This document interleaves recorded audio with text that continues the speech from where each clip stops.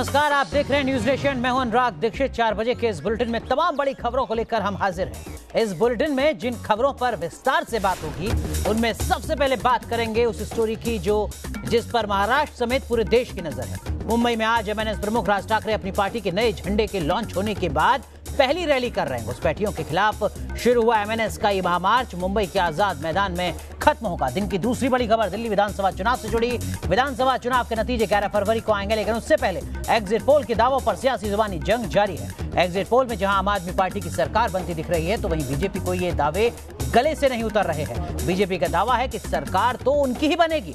तीसरी top story है रविदास जयंती को लेकर। आज रविदास जयंती है, लिहाजा दिल्ली से लेकर उत्तर प्रदेश तक संत रविदास को लेकर खूब सियासी भागदौड़ दिखाई दी। सीएम योगी आदित्यनाथ ने संत रविदास मंदिर में जाकर पूजा की, तो वहीं दूसरी ओर वाराणसी में संत रविदास के जन्म स्थान पर बने मंदिर में प्रियंका गांधी पहुंची, पूजा पाठ किया। मतलब साफ है कि यूपी विधानसभा में कैसे दलित वोटों को साधा जाए। और दिन की चौथी बड़ी खबर कोरोना वायरस से जुड़ी है। कोरोना वायरस का कोहराम लगातार बढ़ता जा रहा है। चीन में 800 से ज्यादा लोगों ने दम तोड़ दिया है। हालात ये हैं कि चीन की सरकार शक के आधार पर लोगों को जबरन घर से घसीटकर निकाल रही है और मेडिकल जांच करा रही है।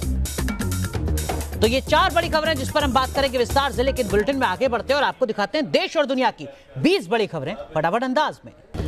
19 फरवरी को होगी राम मंदिर ट्रस्ट की पहली बैठक। मंदिर निर्माण की तारीख का हो सकता है ऐलान, सूत्रों के हवाले से खबर। मुंबई में घुसपैठियों के खिलाफ एमएनएस का मेगा मार्च जारी। आजाद मैदान में रैली को संबोधित करेंगे राज ठाकरे। मार्च में सैकड़ों लोग शामिल। दिल्ली के परिवहन मंत्री के बचाव में आए आम आदमी पार्टी। कहा कैलाश गहलोत के भाई पर शराब बांटने का झूठा आरोप कोर्ट में सच आएगा सामने। दिल्ली चुनाव परिणाम से पहले कांग्रेस ने मानी हार। अधीर रंजन बोले केजरीवाल जीते तो दिल्ली के विकास की होगी जीत, बीजेपी पर साधा निशाना। दिल्ली की सत्ता की रेस में आम आदमी पार्टी सबसे आगे। एग्जिट पोल में बम्पर जीत का अनुमान। बीजेपी और कांग्रेस की हालत खस्ता। दिल्ली के शाहीन बाग में नागरिकता कानून के खिलाफ प्रदर्शन जारी। 56 दिन से रास्ता बंद होने से लोग परेशान। बच्चों को स्कूल आने जाने में भी दिक्कत। संत रविदास जयंती पर दलित वोट बैंक की राजनीति। रविदास जन्मस्थली पहुंची प्रियंका गांधी। सीएम योगी ने गोरखपुर में की संत रविदास की पूजा। संत रविदास की जयंती पर बीएसपी अध्यक्ष मायावती का बड़ा ऐलान। कहा सत्ता में आने पर भदोही जिले का नाम फिर से रखा जाएगा संत रविदास नगर। चीन में कोरोना वायरस का कोहराम। अब तक 811 लोगों की मौत। 37,000 लोगों में पाए गए कोरोना वायरस के लक्षण। पाकिस्तान ने फिर तोड़ा सीज फायर। जम्मू कश्मीर के पुंछ जिले में की फायरिंग। बालाकोट मेंढर सेक्टर में दागे मोर्टार। भारतीय सेना ने भी मुंहतोड़ जवाब दिया। पेरिस में पाकिस्तान के खिलाफ सड़कों पर उतरे पश्तून। पाक एम्बेसी के बाहर किया प्रदर्शन। मानवाधिकार कार्यकर्ता मंजूर पश्तीन की गिरफ्तारी का विरोध। पूर्वी अफगानिस्तान में अमेरिकी सेना पर हमला। अफगान सेना की वर्दी में आए हमलावर ने की अंधाधुंध फायरिंग। 2 सैनिकों की मौत, 6 घायल। थाईलैंड के नाखोन शहर में सिरफिरे ने की अंधाधुंध फायरिंग। 26 लोगों की मौत। सुरक्षा बलों ने हमलावर को किया ढेर। दिल्ली पुलिस की स्पेशल सेल को मिली बड़ी कामयाबी। मध्य प्रदेश के रहने वाले 2 हथियार तस्कर गिरफ्तार। 21 पिस्टल और 50 कारतूस बरामद। बेंगलुरु के सागर हॉस्पिटल के सर्वर रूम में लगी भीषण आग। आनन फानन में मरीजों को सुरक्षित निकाला गया। हैदराबाद के करीमनगर में ट्रक और ऑटो रिक्शा की भीषण टक्कर। हादसे में एक ही परिवार के 5 लोगों की मौत। यूपी के बागपत में तेज रफ्तार का कहर। ईस्टर्न पेरिफेरल एक्सप्रेस वे पर टकराई 2 दर्जन से ज्यादा गाड़ियां। 20 से ज्यादा लोग हुए घायल। दिल्ली से सटे गाजियाबाद में भीषण सड़क हादसा। तेज रफ्तार कार ने सड़क पर जा रहे 3 युवकों को कुचला। 3 युवकों की मौत। आरोपी कार चालक फरार। चेन्नई में फ्री बिरयानी को लेकर बवाल। कल्याणी नाम की दुकान पर उमड़ी भीड़। हालात पर काबू पाने के लिए बुलानी पड़ी पुलिस। लद्दाख में खेलो इंडिया आइस हॉकी का फाइनल। आर्मी के लद्दाख स्काउट रेजिमेंट और आईटीबीपी के बीच हुई टक्कर। चलिए सबसे पहले आपको लिए चलते हैं चेन्नई। जी हां, चेन्नई से एक अजीबोगरीब तस्वीर सामने आई है। फ्री बिरयानी पर जबरदस्त हंगामा शुरू हो गया।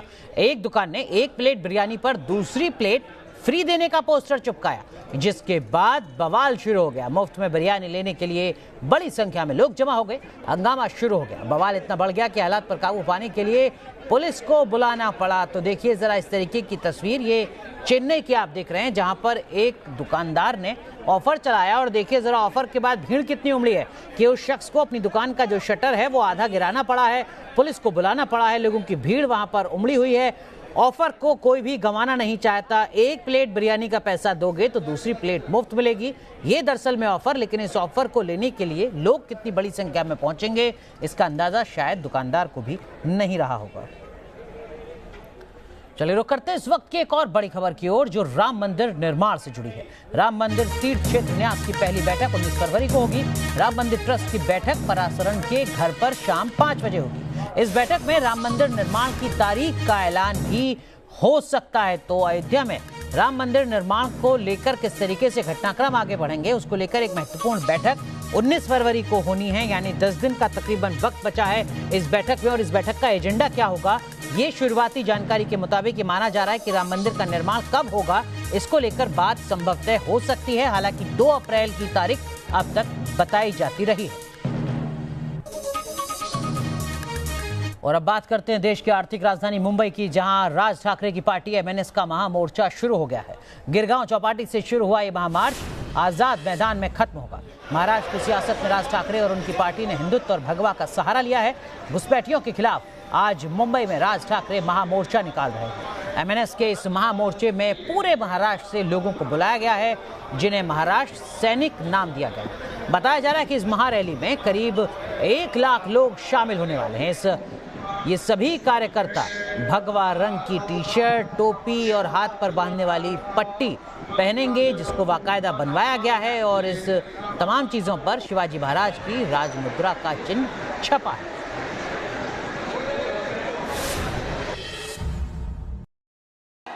राज ठाकरे पहुंच चुके हैं मोर्चे में और मोर्चा को लीड करते हुए आजाद मैदान की तरफ निकल चुके हैं। हजारों की तादाद में महाराष्ट्र नवनिर्माण सेना के कार्यकर्ता यहां पर तिरंगा और एमएनएस का जो भगवा झंडा है वो लिए नजर आ रहे हैं। पाकिस्तानी और बांग्लादेशी घुसपैठियों के खिलाफ उन्हें भगाने के लिए यह मोर्चा जो है वो आज निकाला गया है एमएनएस की तरफ से। एक तरह से कहा जा सकता है कि यह एमएनएस का एक शक्ति प्रदर्शन भी है, क्योंकि पॉलिटिकल तौर पर अगर देखा जाए तो एक बड़े लंबे अंतराल के बाद राज ठाकरे एक बार फिर से एक्टिव हुए हैं महाराष्ट्र की राजनीति में। और आज इस बड़े मोर्चे के जरिए वो अपनी उपस्थिति जो है वो दर्ज करवा रहे हैं। मोर्चा जो है वो यहाँ से रवाना हो चुका है और अब ये आज़ाद मैदान पहुंचकर राज ठाकरे इस मोर्चे में शामिल तमाम लोगों को जो है वो वहाँ पर उन्हें संबोधित करेंगे।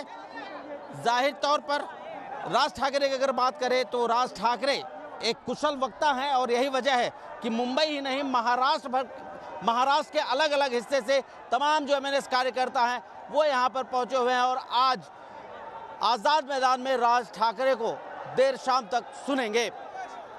वीडियो जर्नलिस्ट इमरान सिद्दीकी के साथ शैलेंद्र सिंह, न्यूज़ नेशन, मुंबई।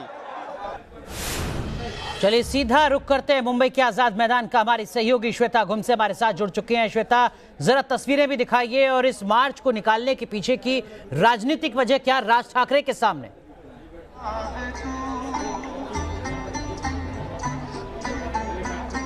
जाहिर सी बात है अनुराग, जिस तरह से ये शक्ति प्रदर्शन कहना गलत नहीं होगा, क्योंकि मनसे अध्यक्ष राज ठाकरे की पार्टी जो है महाराष्ट्र नवनिर्माण सेना वो कहीं ना कहीं रूठी हुई नजर आ रही थी। विधानसभा चुनाव हो या लोकसभा चुनाव की बात करें तो सिर्फ एक सीट पर इन्हें जीत मिली थी। यदि मैं तस्वीर दिखा दूं, आजाद मैदान के में हम लोग मौजूद है और इस तरह से मंच सजा हुआ है। आप देख पाएंगे कि मंच पर पूरी तरह से लिखा है कि पाकिस्तानी और बांग्लादेशी यहाँ से चले जाओ। यदि बैनर पर देखा जाए तो होशी राज मुद्रा भी यहाँ पर दिखेगी बैनर से। और यदि लोगों की भीड़ देखने को मिल रही होगी तो आप देख पाएंगे आजाद मैदान किस तरह से मन सैनिकों से यहाँ पर है वो भरा पड़ा दिखाई दे रहा है। पुलिस बंदोबस्त जो है वो चाक चौबंद है, हर जगह पर जो है वो भगवा लहराते हुए साफ दिख रहा है। यदि आपको बताएं कि मनसे में सबसे पहले जो झंडा था वो हरा रंग उसमें दिख रहा था, लेकिन बाला साहब ठाकरे ने हरे रंग जंग का साफ तौर पर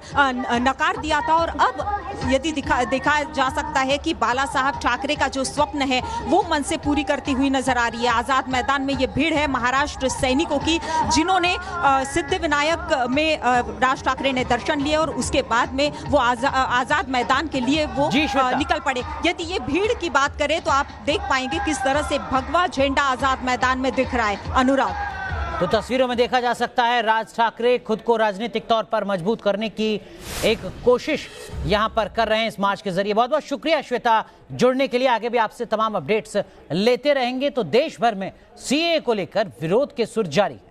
दिल्ली के शाहीन बाग से लेकर मुंबई में लोग धरना प्रदर्शन कर रहे हैं, लेकिन इस बीच मुंबई से आई एक ऐसी खबर ने देश का ध्यान खींचा है जिसमें एक कैब ड्राइवर ने अपनी जिम्मेदारी बखूबी निभाई।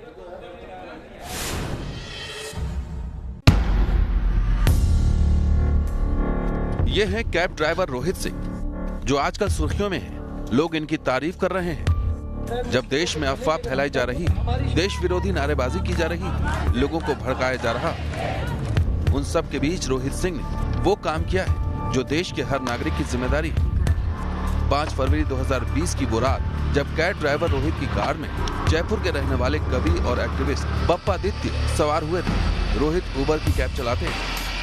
बप्पादित्य ने रात करीब 11 बजे जुहू सिल्वर बीच से कुर्ला के लिए कैब बुक की थी।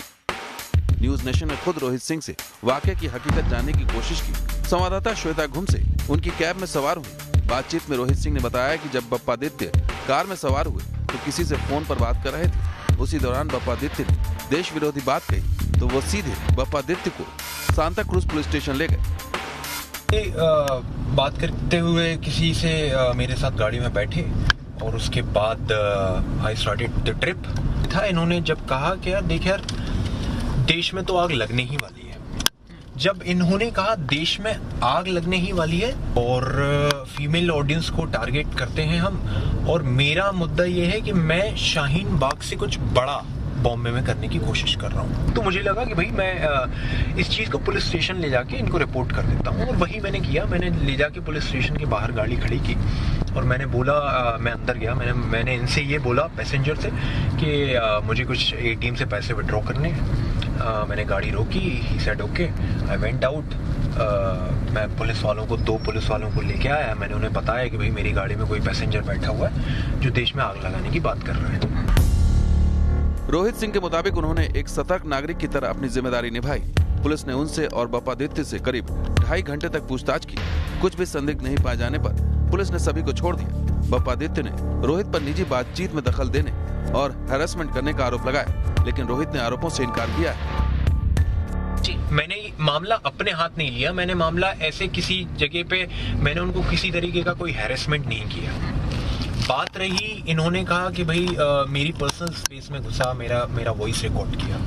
तो अब आप एक बात बताइए, कल के दिन मुझे अगर पता पड़ता है कि कोई कुछ देश विरोधी काम करने वाला है या कहीं कुछ प्लान करने वाला है, तो क्या मुझे चुप रहना चाहिए या फिर मुझे कोशिश करके एक जिम्मेदार नागरिक की तरह उसके लिए एविडेंस इकट्ठे करने चाहिए कि मुझे इस बंदे को एटलीस्ट मैं किसी के पास ले जाके प्रोड्यूस कर सकूं कि सर ये इस तरह की बातें कर रहे थे। तो वही मैंने किया। मैंने I recorded his message, you know, the conversation. Rohit के मुताबिक उनका परिवार सेना से ताल्लुक रखता है और देश के प्रति वो अपनी जिम्मेदारी बखूबी समझते हैं। फिलहाल उबर कंपनी भी मामले की जांच कर रही है। एक जिम्मेदार नागरिक की तरह काम करने के लिए मुंबई बीजेपी ने रोहित सिंह को सम्मानित किया है। सतर्क नागरिक पुरस्कार से नवाजा है।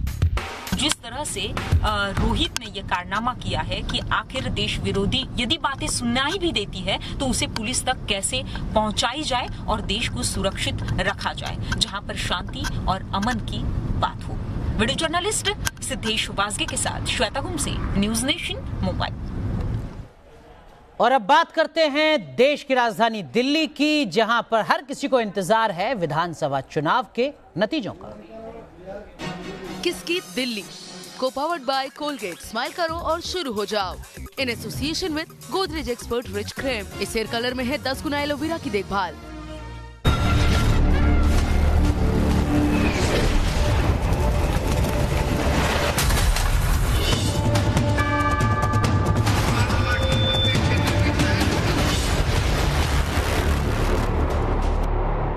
तो किसकी दिल्ली, ये ईवीएम में तो कैद हो चुका है, इंतजार नतीजों का है। लेकिन इन सब के बीच आरोप प्रत्यारोपों का सिलसिला लगातार जारी है। आपको बता दें कि केजरीवाल सरकार में मंत्री कैलाश गहलोत के भाई के खिलाफ एफआईआर दर्ज की गई है, जिस पर आम आदमी पार्टी के नेता सौरभ भारद्वाज ने सफाई दी है। सौरभ भारद्वाज ने कहा है कि हमारे विधायक को पहले भी फंसाया जा चुका है, ये दिल्ली पुलिस का शगुन है। क्या कुछ कह रहे हैं सौरभ भारद्वाज, सुनिए जरा।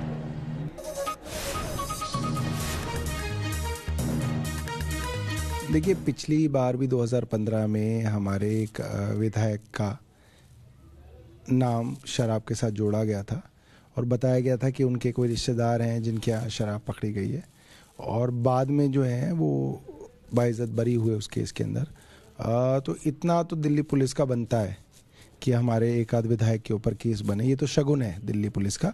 तो वो हम देखेंगे केस जो है उसके अंदर, जो कोर्ट में जब जाएगा तब देखा जाएगा। ये तो दिल्ली पुलिस का वर्जन है जो आ रहा है, तो उसको लड़ेंगे चुनाव उसमें भी कोर्ट में।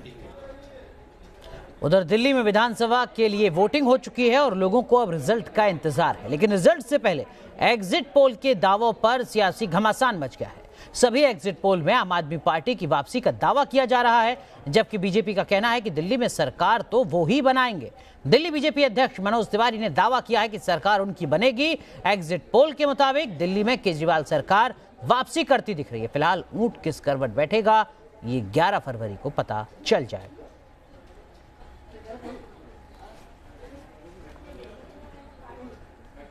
तो अब हर किसी को इंतजार है 11 फरवरी का, जब दिल्ली विधानसभा चुनाव के नतीजे आएंगे। लेकिन इन दावों को लेकर आम आदमी पार्टी की ओर से संजय सिंह और बीजेपी की तरफ से मनोज तिवारी का कहना क्या कुछ है, सुनिए जरा।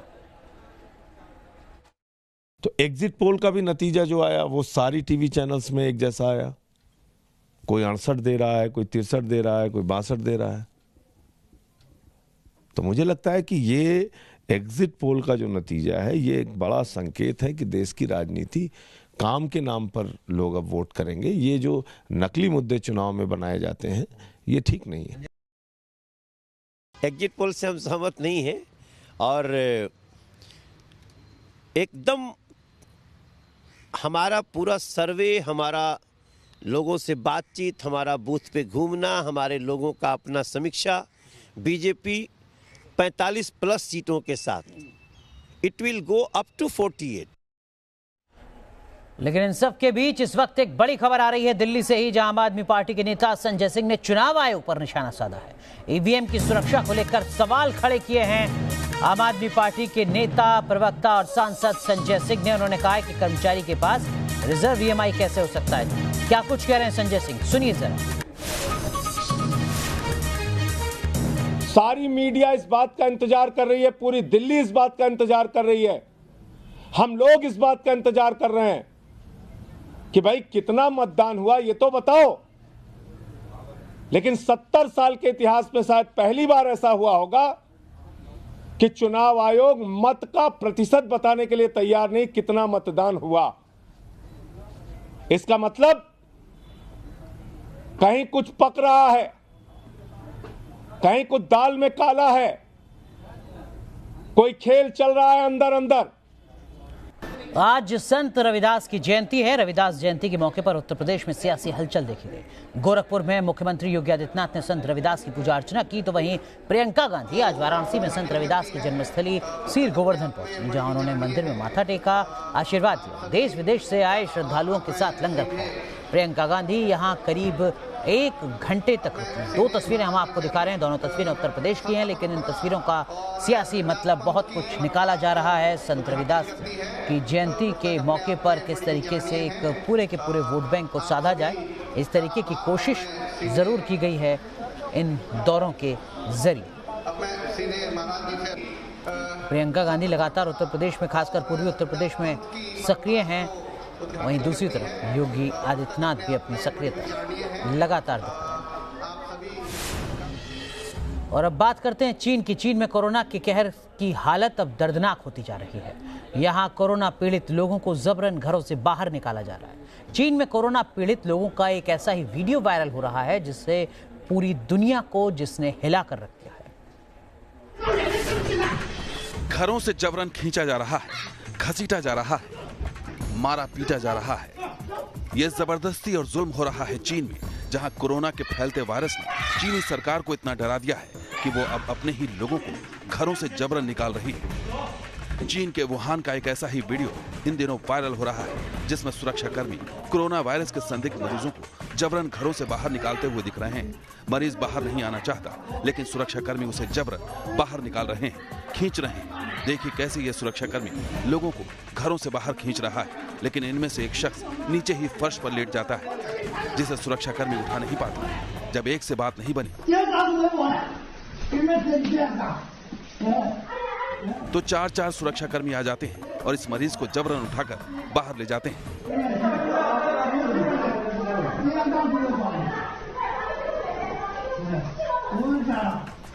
आपको बता दें कि चीन में कोरोना का कहर इतना बढ़ गया है कि इस संक्रमण से निपटने के लिए चीन को कोई रास्ता नहीं सूझ रहा, लिहाजा लोगों को घरों से बाहर जबरन निकाला जा रहा है और उन्हें अस्पताल में जबरन भर्ती कराया जा रहा है। इतना ही नहीं, मरीजों को दौड़ाया भी जा रहा है, उन्हें जबरन स्वास्थ्य केंद्र में भेजा जा रहा है। लोगों को जबरदस्ती हाथ पैर पकड़कर उसे उठाकर विशेष केंद्र पर भेजा जा रहा है। बताया जा रहा है कि जहां न पानी है, न खाना है और न ही शौचालय है, लोग वहां नहीं जाना चाह रहे, तो पुलिस उन्हें क्यों घसीट कर ले जा रही है। चीन में कोरोना की दहशत का एक और चौंकाने वाला वीडियो सामने आया है, जिसमें मास्क लगाए कुछ लोग एक शख्स को दौड़ाते हुए दिख रहे हैं। दरअसल चीन में यह दहशत है कोरोना वायरस की, जिसके संक्रमण को रोकने की सारी तरकीबें नाकाम साबित हो रही हैं। कोरोना वायरस से अब तक चीन में 811 लोगों की मौत हो चुकी है, जबकि 37,000 लोगों में इसके लक्षण पाए गए हैं। इतना ही नहीं, यहाँ एक दिन में 86 लोगों के मारे जाने की खबर है। चीन में हालत बद से बदतर हो रहे हैं। इसी से घबराकर अब चीनी सरकार ने जबरन कोरोना वायरस के संदिग्धों की धरपकड़ शुरू की और लोगों को जबरन घरों से निकालकर विशेष स्वास्थ्य केंद्र में भर्ती कराया जा रहा है। लेकिन सवाल यही है कि कोरोना वायरस को परास्त करने के लिए चीन की ये जबरन चाल कितनी जायज है। Team news nation. चलिए 4 बजे 40 खबर में बस इतना ही, लेकिन आप बने रहिए न्यूज नेशन के साथ, क्योंकि खबरों का सिलसिला यहाँ कभी नहीं।